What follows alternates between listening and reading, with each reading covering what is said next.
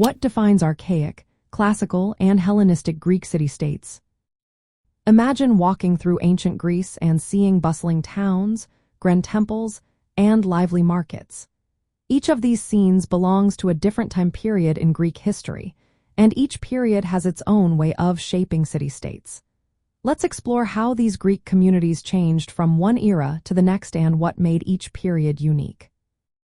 In the Archaic period, which lasted from about 800 to 480 BCE, Greek city-states, called polis, started to form as independent communities.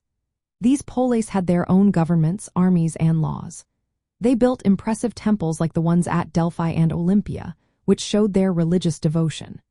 During this time, Greeks began colonizing areas around the Mediterranean and Black Sea, spreading their culture and trading goods. The idea of citizenship was just beginning to take shape, with some city-states experimenting with different forms of government, including tyrannies and early democracies.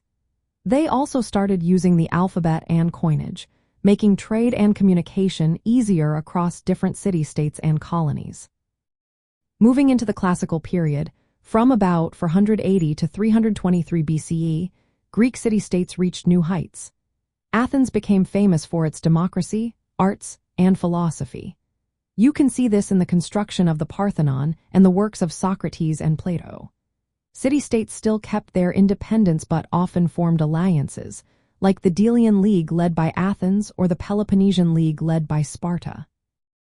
This era was marked by wars, including the Persian Wars and the Peloponnesian War, which shaped Greek politics and military strategies. Archaeological remains from this time show well-planned cities with theaters, temples, and walls. The political systems varied, with Athens practicing democracy and Sparta running as an oligarchy. Culture flourished, and civic participation was highly valued. Then came the Hellenistic period, from 323 to 146 BCE, after Alexander the Great's death.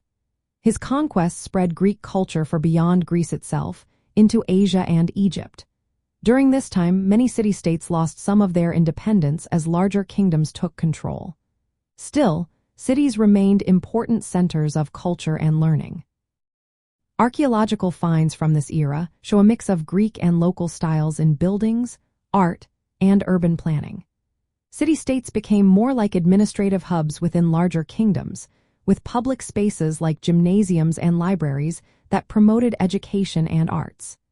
This period was all about cultural exchange, blending Greek traditions with those of the regions they now influenced. So, from the early days of independent communities with temples and colonies, to the height of democracy and arts, and finally to a time of blending cultures under larger empires, Greek city-states evolved significantly.